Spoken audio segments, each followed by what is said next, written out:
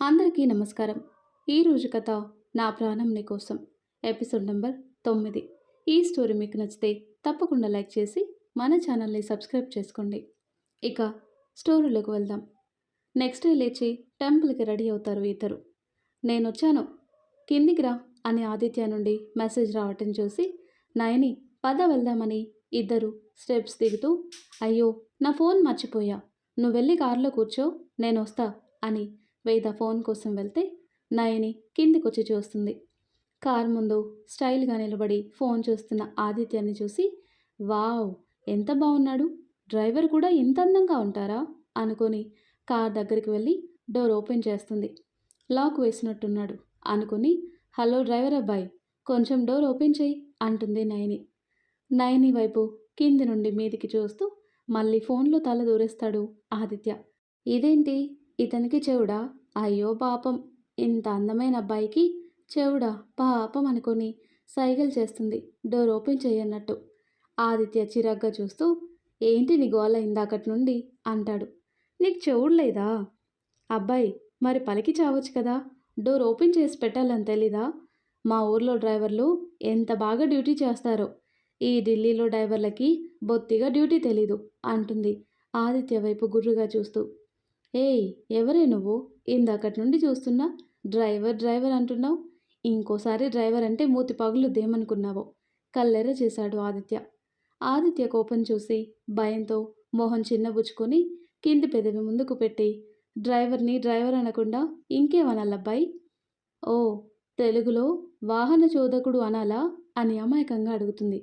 ఏయ్ నీకు పిచ్చా అని చెయ్యి ఎత్తబోయాడు. కానీ అప్పటికే నయని కళ్ళల్లో నీళ్లు తిరగటం చూసి కంట్రోల్ చేసుకుంటాడు.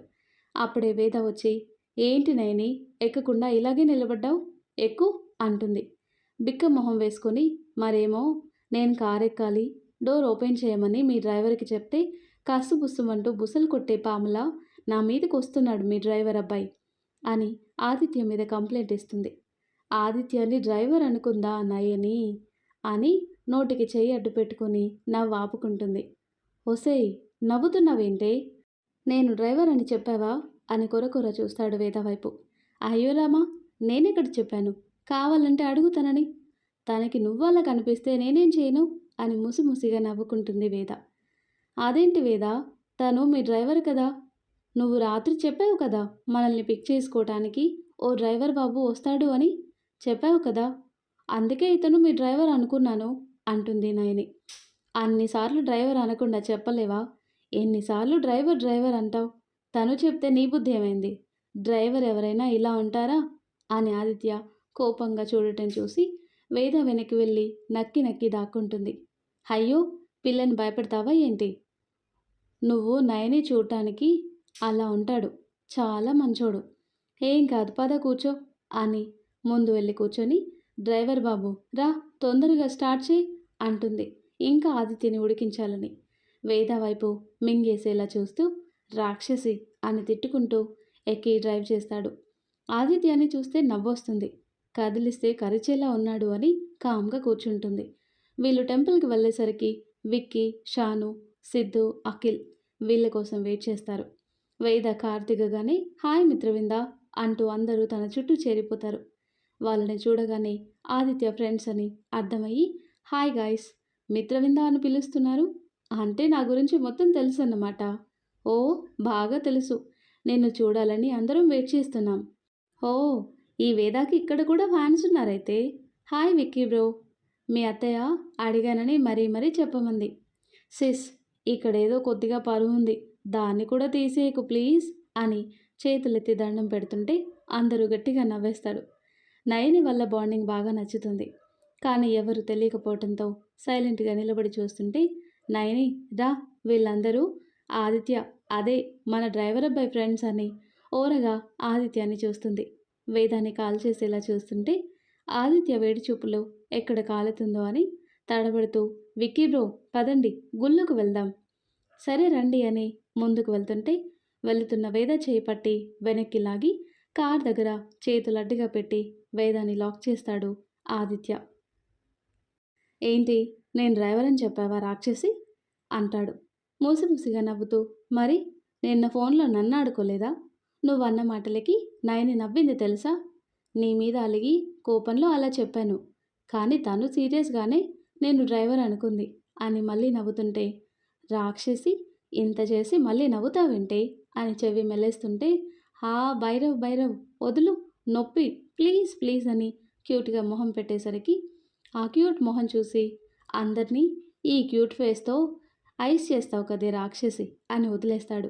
హీ హీ అని నవ్వుతుంది. యూ లుకింగ్ సో ప్రిటీరా అంటాడు వేద నుదురు మీద అల్లరి చేస్తున్న ముంగురుల్ని చెవి వెనక సర్దుతూ. ఆదిత్య అలా చెప్పగానే తన బుగ్గలు ఎరిపెక్కాయి. సిగ్గుతో తల తిప్పేస్తుంది. అది ఆదిత్య చూపు దాటిపోలేదు.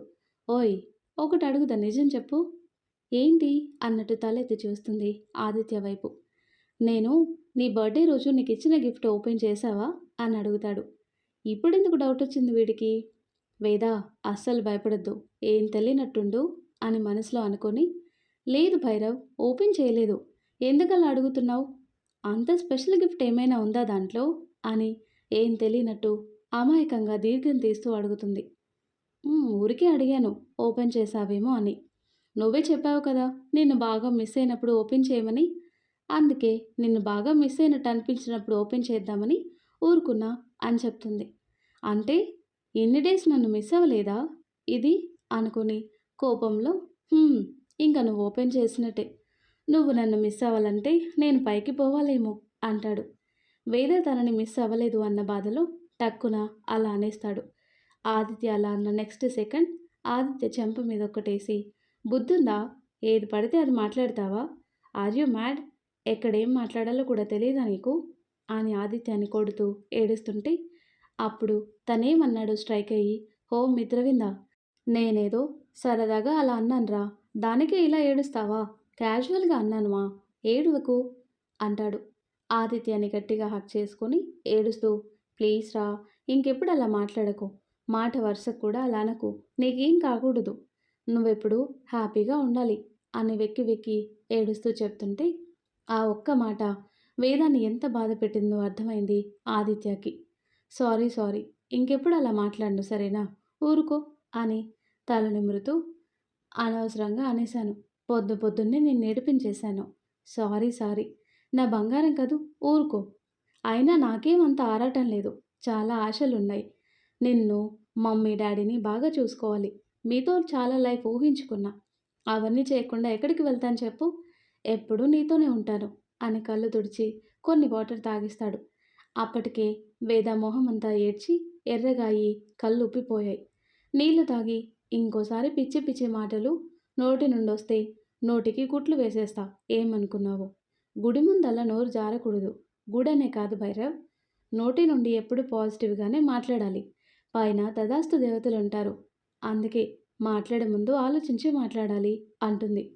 ఓకే ఓకే బాబా, ఇంకెప్పుడు అలా అనను, పద, వాళ్ళు మన కోసం చూస్తుంటారు అని వేదాన్ని తీసుకొని టెంపుల్ లోపలికి వెళ్తాడు.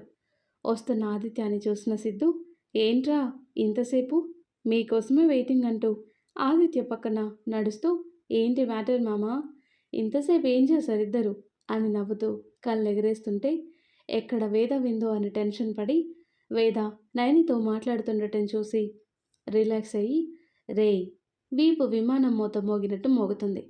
నా చేతిలో తన ముందు ఇలాగే తిక్క తిక్క మాట్లాడితే నా చేతిలో అయిపోతావు, పద అని గుళ్ళోకి వెళ్ళి దేవుడికి దండం పెట్టుకొని ప్రదక్షిణలు చేసి వెళ్ళబోతుంటే వేద ఇంకా అలాగే ప్రదక్షిణలు చేస్తుండేసరికి, ఓయ్ ఎన్ని చేస్తావే, అందరం చేశాం కదా, పద అంటున్న వినకుండా, నీకు కాళ్ళు నొప్పి వస్తే నువ్వు కూర్చో, నేను చేస్తాను అని చుట్టూ తిరుగుతుంది.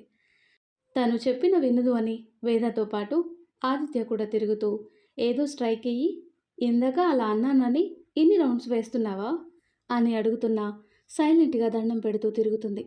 నిజంగా నువ్వు నా బంగారం అని మురిసిపోయి తన వెనకే ఆదిత్య కూడా వేద ఎన్ని చేస్తే అన్ని చేసి దండం పెట్టుకుని, దీన్ని నా లైఫ్లోకి పంపించినందుకు థ్యాంక్స్ స్వామి అని మొక్కుకుంటాడు. వేద మాత్రం ఆదిత్య ఎప్పుడు హ్యాపీగా ఉండేలా చూడు స్వామి అని మొక్కుకొని దేవుడి బొట్టు తను పెట్టుకొని ఆదిత్య కూడా పెడుతుంది. పంతులు గారు శతకోపం పెట్టి ఆశీర్వదిస్తుంటే, బాగా ఆశీర్వదించండి పంతులు గారు, బుర్రలో ఉన్న బూజు మొత్తం వదిలిపోవాలి, చెత్త చెత్త మాటలన్నీ మాట్లాడుతున్నాడు ఇతగాడు అంటుంది ఆదిత్య వైపు కొరకొర చూస్తూ. వేదాన్ని చూసి నవ్వుతుంటే ఎలా నవ్వుతున్నాడో చూడు, సిగ్గు లేకపోతే సరి అని గొనుక్కుంటూ వెళ్ళి నయని పక్కన కూర్చొని ప్రసాదం తింటూ, సారీ సారీ నయని, ఏమనుకోకు, నిన్నొక్కదాన్ని వదిలేసినందుకు.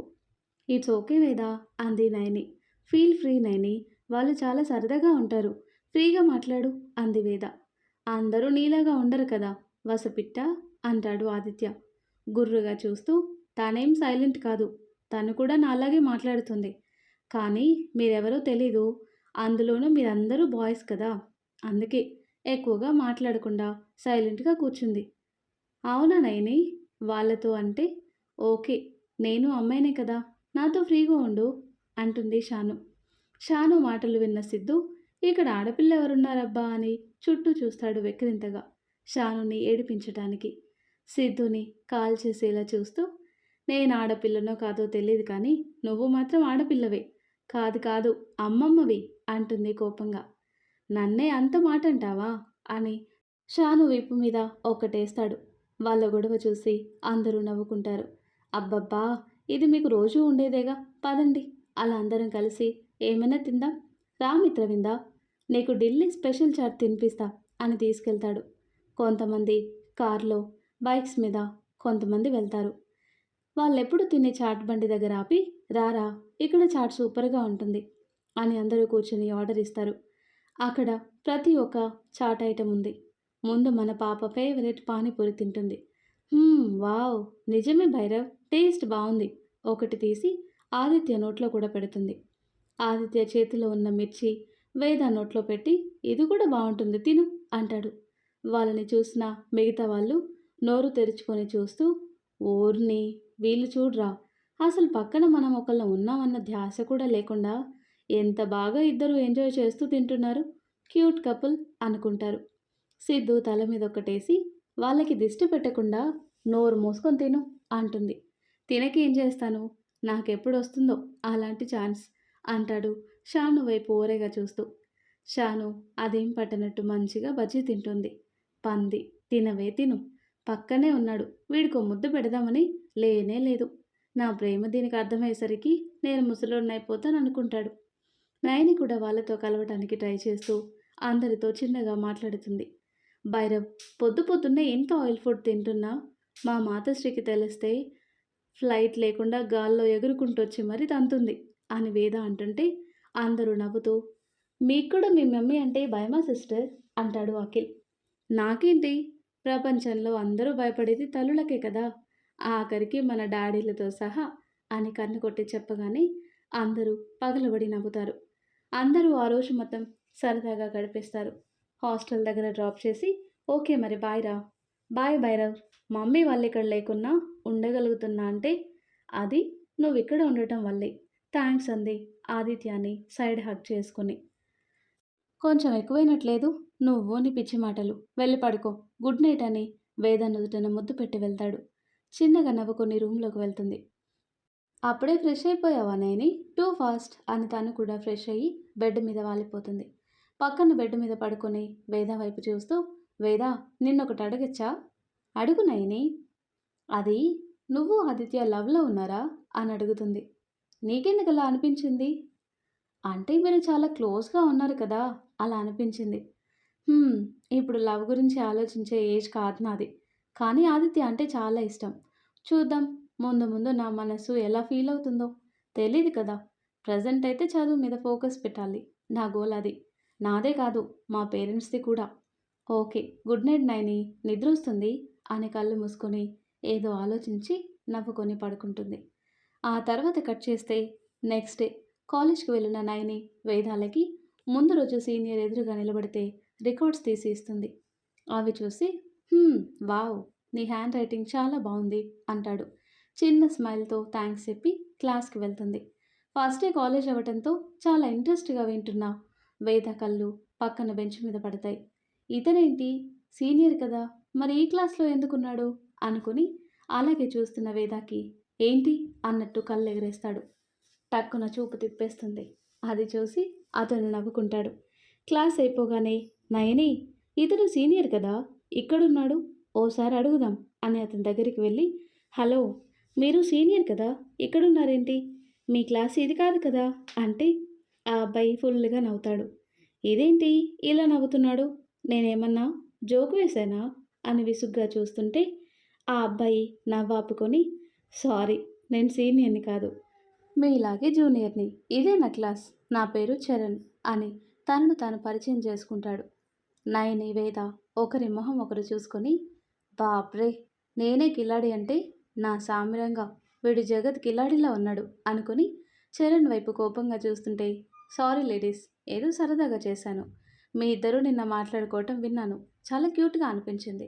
అందుకే సరదాగా అలా చేశాను. ఫస్ట్ డే లైఫ్లో గుర్తుండిపోతుంది కదా, అందుకే ఏమనుకోవద్దు. నేను కూడా తెలుగు అబ్బాయినే అంటాడు. మరి రికార్డ్ ఎవరిది? ఓహ్, అదా, నాకు సీనియర్స్ ఇచ్చారు, అదే మీకు ఇచ్చాను అన్నాడు. ఏడ్చినట్టే ఉంది. తెలుగు అబ్బాయిని వదిలేస్తున్నా అని ఇద్దరు క్యాంటీన్కి వెళ్తుంటే వాళ్ళతో పాటే చరణ్ కూడా వెళ్తాడు. ముందు కోపం వచ్చినా సరదాగా మాట్లాడేసరికి లైట్ తీసుకొని ముగ్గురు మాట్లాడుకుంటూ లంచ్ చేస్తుంటారు. అదే టైంలో ఒక బుల్లెట్ బైక్ మీద నుండి దిగుతాడు ఒక 6 అడుగుల అబ్బాయి. కండలు తిరిగిన దేహం, ఎండ పడుతుంటే మరిసిపోతున్న మేనిఛాయ, అట్రాక్టింగ్ బాడీతో పెద్ద అడుగులు వేస్తూ స్టైల్గా సిగరెట్ తాగుతూ తన పొగరు కళ్ళతో చుట్టూ స్కాన్ చేస్తూ నేరుగా వేద కూర్చున్న దగ్గరికి వెళ్తాడు. చరణ్ ఏదో చెప్తే నవ్వుతున్న వేదాన్ని చూసి ఒక్క నిమిషం అలా చూస్తూ ఉండిపోతాడు. సో హాట్ అనుకుని వేద ముందు కాలు మీద కాలేసుకొని కూర్చుంటాడు. సిగరెట్ స్మెల్ వస్తుంటే ముక్కు మూసుకొని, ఎక్స్క్యూజ్ మీ, పక్కకు వెళ్ళి స్మోక్ చేయండి అని ఆ పొగాకు దగ్గుతూ చెప్తున్నా కూడా కావాలని పొగ మొత్తం వేద మొహం మీదే వదులుతాడు. ఆ పొగకి దగ్గుతో కళ్ళల్లో నుండి నీళ్లు కూడా వచ్చేస్తాయి వేదకి.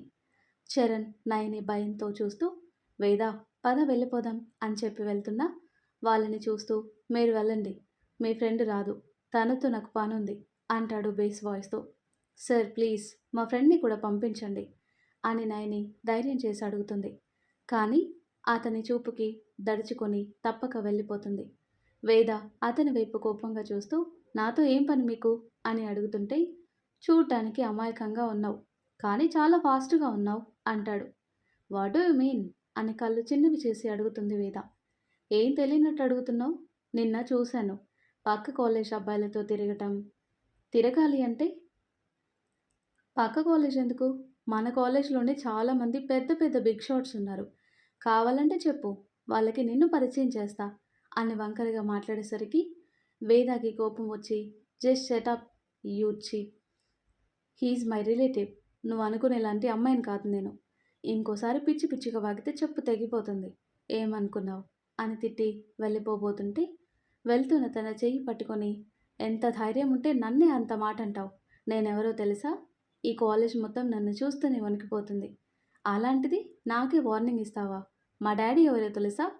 నా పవర్ ఏంటో తెలిసే మాట్లాడుతున్నావా అని ఎర్రబడ్డ కళ్ళతో అడుగుతుంటే వేద మాత్రం కొంచెం కూడా తొనకకుండా, అన్నిసార్లు తెలుసా తెలుసా అని అడుగుతున్నావు, ముందు నీకు తెలుసా తెలీదా అని వెటకరంగా అడుగుతుంది. ఏయ్, నీకు పొగరు మామూలుగా లేదే. ఈ విక్రాంత్ చౌదరిని ఎదిరించి మాట్లాడతావా? ఈ సిటీ మొత్తం మా డాడీ పేరు చెప్తే వణికిపోతారు. నీ సంగతి తేల్చకపోతే చూడు అని వార్నింగ్ ఇస్తున్నా అతని ఫోన్ మోగేసరికి లిఫ్ట్ చేసి అక్కడ వాళ్ళు చెప్పింది విని, ఇప్పుడే వస్తున్నా అని కాల్ కట్ చేసి వేద వైపు చూస్తూ, పక్క కాలేజ్ వాళ్ళతో తిరగద్దు అని, ముఖ్యంగా ఆ ఆదిత్యతో తిరగద్దు అని నార్మల్గా చెప్పి వెళ్దాం అనుకున్నా, కానీ నీకు పొగరు బాగా ఎక్కువ అని అర్థమైంది. నీ పొగరు దించకపోతే నా పేరు విక్రాంతే కాదు, నీ సంగతి తర్వాత తేల్చుతా, ఫోన్ వచ్చి బ్రతికిపోయావు అని వార్నింగ్ ఇచ్చి వెళ్తాడు. విక్రాంత్ వెళ్ళగానే నయని, చరణ్ పరిగెత్తుకుంటూ వచ్చి, వేద, సీనియర్స్ కదా, భయం వేస్తుంది, ఏదైనా ప్రాబ్లం అవుతుందేమో, సార్కి కంప్లైంట్ చేద్దామా? నయని, భయపడకు, మనం ఏ తప్పు చేయలేదు భయపడటానికి, నువ్వు టెన్షన్ పడకు, మళ్ళీ ఏమైనా అంటే అప్పుడు చూద్దాం. అది కాదే బాబు, ఇందాక అక్కడ మాట్లాడుకుంటుంటే విన్నాను, అతను చాలా డేంజర్ అంట, వాళ్ళ నాన్న ఇక్కడ పొలిటీషియన్ అంట, వాళ్ళు ఏది చెప్తే అదే చెల్లుతుంది. ఆదిత్య వాళ్ళ కాలేజ్ ఈ కాలేజ్కి అస్సలు పడదంటనే. ఆదిత్య పేరు అంతలా చెప్పాడు అంటే ఖచ్చితంగా అతనికి ఆదిత్యకి పడదేమో, మధ్యలో మనం ఇరుక్కుంటాం అని తెగ టెన్షన్ పడుతుంది. అబ్బా నయని, నువ్వు టెన్షన్ పడి నన్ను టెన్షన్ పెట్టకు, ఏం కాదు పద అంటుంది. సాయంత్రం హాస్టల్కి వెళ్ళగానే ముందు ఆదిత్యకి కాల్ చేస్తుంది. హలో మేడం, ఏంటి రోజు నేను కాల్ చేస్తాను, ఈరోజు నువ్వు చేసావు అంటూ మాట్లాడుతుంటే అది పక్కన పెట్టి నేను అడిగిన దానికి సమాధానం చెప్పు ముందు. నీకు విక్రాంత్ అని ఎవరైనా తెలుసా అని అడుగుతుంది గోర్లు కొరుకుతూ. విక్రాంత్ అని వేద అడగగానే ఎందుకు అడుగుతున్నావు అని నొసలు ముడేస్తాడు ఆదిత్య. అరే చెప్పు ముందు. తెలుసా, అదో పెద్ద కథ, వాడి గురించి ఎందుకు నీకు అంటాడు. నాకిప్పుడు పీకే పనులేం లేవు, ఆ పెద్ద కథ ఏంటో చెప్పు ముందు అని అడుగుతుంది. వాడి చెల్లి మా కాలేజ్, తను నా వెంట పడి విసిగిస్తుంటే గట్టిగా ఒకసారి వార్నింగ్ ఇచ్చాను. అది తెలిసి నా మీదకి వచ్చాడు. అలా మా మధ్య గొడవ స్టార్ట్ అయింది. దానికి తోడు మీ కాలేజ్కి మా కాలేజ్కి ప్రతి గేమ్లో కాంపిటీషన్ ఉంటుంది. అందులో నేను మా కాలేజ్ని గెలిపిస్తుండటంతో ఆ గొడవ ఇంకా పెద్దగా అయింది. నాతో ప్రతి విషయంలో పోటీ పడతాడు వెధవ. మా ఇద్దరికి పడదు, పచ్చగడ్డి వేస్తే బగ్గుమంటుంది, అలా ఉంటుంది. ఇదంతా కామన్, నువ్వు పట్టించుకోకు. నీ జోలికి వస్తే మాత్రం చెప్పు, నేను చూసుకుంటా. వాడి కంట్లో పడకు నువ్వు అంటుంటే, పడటం కాదురా, ఆల్రెడీ వార్నింగ్లు కూడా అయ్యాయి. ఈ విషయం తెలిస్తే నువ్వు వాడి మీదకి గొడవకి దిగుతావు. ఈ విషయం నీకు చెప్పకపోవటం బెటర్ అని మనసులో అనుకుని, ఓకే నేను మళ్ళీ కాల్ చేస్తా, బాయ్ అని కాల్ కట్ చేసి తల పట్టుకొని కూర్చుంటుంది. ఎందుకైనా మంచిది, జాగ్రత్తగా ఉండాలి అనుకుని ఫ్రెష్ అవ్వటానికి వెళ్తుంది. అలా డేస్ గడుస్తున్నాయి. 15 రోజుల తర్వాత, అభి నేను ఇండియా వెళ్తున్నా, స్వామీజీ నుండి పిలుపు వచ్చింది. నువ్వు ఇక్కడే ఉండి స్వీటీని జాగ్రత్తగా చూసుకో అంటాడు రుద్ర. నేను నీతో వస్తాను, ఒంటరిగా ఎలా వెళ్తావు, బాగా సెక్యూరిటీని కూడా తీసుకెళ్ళవు కదా అక్కడికి అంటాడు అభి. లేదభి, స్వీటీ దగ్గర ఎవరో ఒకరు ఉండాలి కదా, నువ్వు చూసుకో, నేను వెళ్తాను, కంగారు పడకు. నేనెవరో ఇండియాలో ఎవరికీ తెలీదు, బిజినెస్ మ్యాన్గా మాత్రమే తెలుసు కదా, సో ఏం ప్రాబ్లం ఉండదు, నేను వెళ్ళేసి వస్తాను. నువ్వు ఇక్కడ జాగ్రత్తగా చూసుకో. ఓకే నేను చూసుకుంటా, నువ్వు కూడా జాగ్రత్తగా ఉండు. నువ్వే అని వాళ్ళకి తెలియకుండా జాగ్రత్తగా ఉండు. స్వామీజీ పిలిచారంటే ఏదైనా ముఖ్యమైన విషయం అయితేనే రమ్మని పిలుస్తాడు. నేను కూడా అదే అనుకుంటున్నా. ఇప్పటికైనా తను నా కంటికి కనిపిస్తే బావుండు అంటాడు రుద్ర. కనిపిస్తుంది రుద్ర, ఖచ్చితంగా కనిపిస్తుంది. ఆ దేవుడు నీ ప్రేమని ఖచ్చితంగా గెలిపిస్తాడు. ధైర్యంగా ఉండు. అన్ని విషయాల్లో స్ట్రాంగ్గా ఉంటావు కానీ తన విషయంలో మాత్రం వీక్ అయిపోతున్నావు రుద్ర. ఏం చేయాలబి, నా ప్రేమ నన్ను వీక్ చేస్తుంది. ఒక్కోసారి భయం వేస్తుంది, అది నాకు దొరుకుతుందా లేదా అనిపిస్తుంది. అలా ఏం జరగదు, చూస్తూ ఉండు, తొందరలోనే నీ దగ్గరికి చేరుతుంది. నమ్మకం కోల్పోకు రుద్ర అంటాడు అభి. ఓకే, ఈరోజు నైట్ ఫ్లైట్ ఉంది, పద ఇంటికి వెళ్ళి స్వీటీకి కూడా చెప్పేసి నేను స్టార్ట్ అవుతాను. నేను వచ్చేవరకు నీ ఫ్లాట్లో కాకుండా నువ్వు కూడా ఇంట్లోనే ఉండు.